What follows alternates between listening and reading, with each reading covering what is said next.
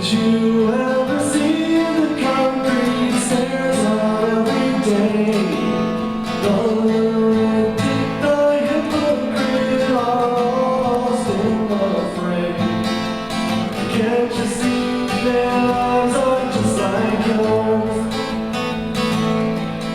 And unseen and undiscovered door leading to the gift of hope renewed.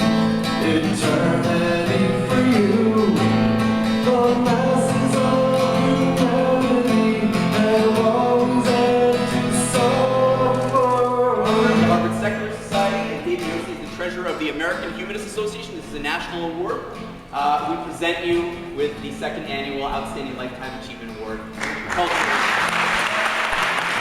Well, primarily we were trying to distinguish ourselves from other awards in this vein by focusing on cultural humanism. So it had to be somebody either from music, from literature, from art, from film, from television, that had made some contribution to those fields, but who also was an outspoken atheist and who had, or a naturalist or humanist, and had integrated those themes into his or her art. So of the people that we looked at, Graffin was the only one who had really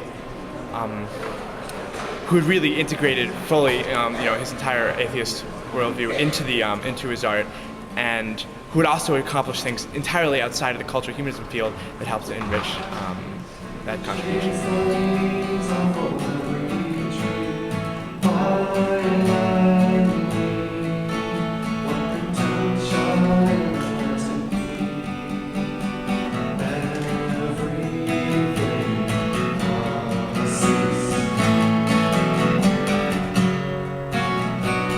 I actually don't describe myself as an atheist. Wired magazine came out with a big expose of the new atheists. Mm-hmm.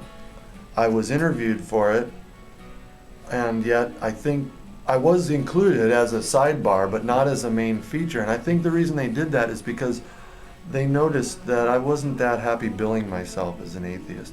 To me, it just doesn't say that much. It doesn't say much about you. Instead, I bill myself as a naturalist, which I think says a lot more, because a naturalist is someone who, first of all, they study natural science, and they have a hopeful message, I think, to send to the world, which is we can agree on what the truth is, but it has to be through verification, discovery, and it has to be through experimentation, verification, and new discoveries, followed by more verification. So if we can agree that on those terms, if we can agree on those terms, then we also can agree that the truth changes based on new discoveries.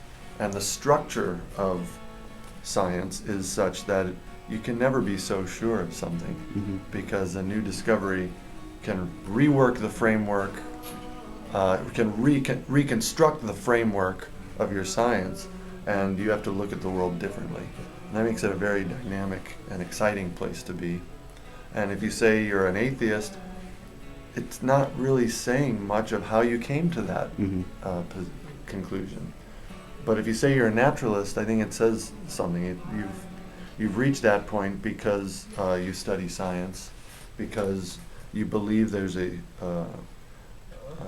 fundamental way of looking at the world that is part of a long tradition. And so I prefer naturalism. And they say what's waiting on the other side is so rewarding and the ultimate.